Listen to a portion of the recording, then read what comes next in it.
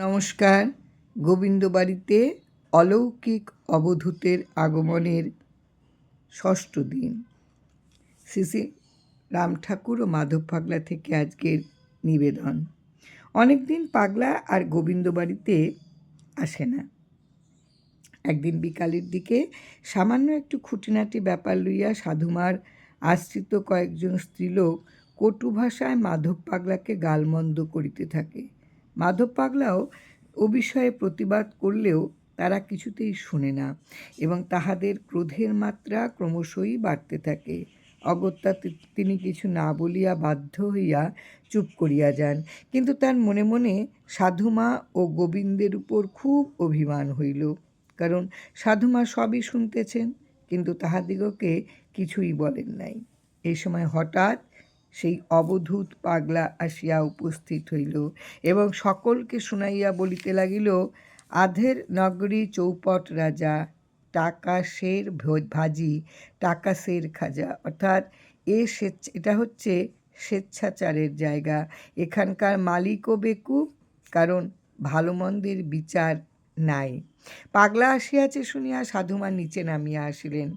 সাধুমা পাগলার নিকটবর্তী হইলে পাগলা হঠাৎ রাগান্বিত হইয়া হাত নাড়িয়া সাধুমার মুখের সামনে উপরুক্ত প্রবাদ বাক্যটি বারংবার আবৃত্তি করিয়া গোবিন্দবাড়ি হইতে বাহির হইয়া গেল।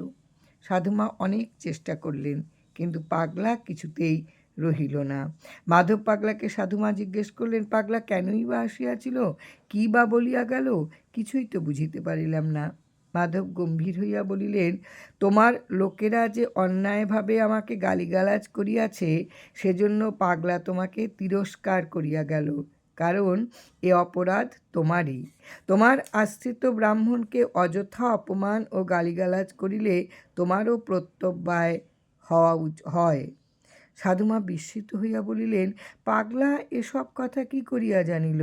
মাধব পাগলা বলিলেন, ইহারা ইচ্ছা মাত্রই সব জানিতে পারে এবং পাগলা যে প্রকৃত মহাপুরুষ সে বিষয় এখনও সন্দেহ আছে কি? তোমরা যে অন্যায় করিয়াছ তাহারই প্রতিবাদ করিয়া গেল। এরা আমাকে যে কেমন ভালোবাসে তাহা তোমাকে বুঝাইয়া গেল। সেই দিন অবধূত পাগলা গোবিন্দবাড়ি হইতে বাহির হইয়া চলিয়া যাইবার পর মাধব পাগলা বাহিরে আসিয়া অল্পক্ষণ পরে অবধূত পাগলার সহিত মিলিত হন এবং যাইতে যাইতে জিজ্ঞাসা করিলেন, আমি আর কতদিন এখানে থাকিব? এখান হইতে কি আমার ছুটি হইবে না?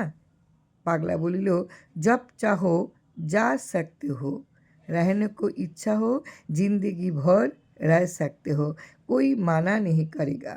অর্থাৎ যখনই ইচ্ছা করিবে তখনই এখান হইতে বাহির হইয়া যাইতে পারিবে, আর যদি থাকিবার ইচ্ছা করো তাহা হইলে জীবন ভর থাকিতে পারিবে, কেহ মানা করিবে না।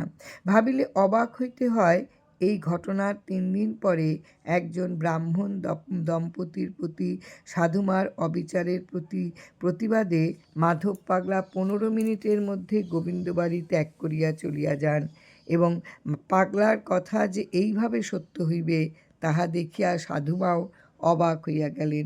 মাধব পাগলা গোবিন্দবাড়িতে হইতে চলিয়া আসিবার পর সেই অবধূত পাগলা আর গোবিন্দবাড়িতে যায় নাই এবং মাধব পাগলার সহিত আর মাত্র 2-3 বারের বেশি তার দেখা হয়নি।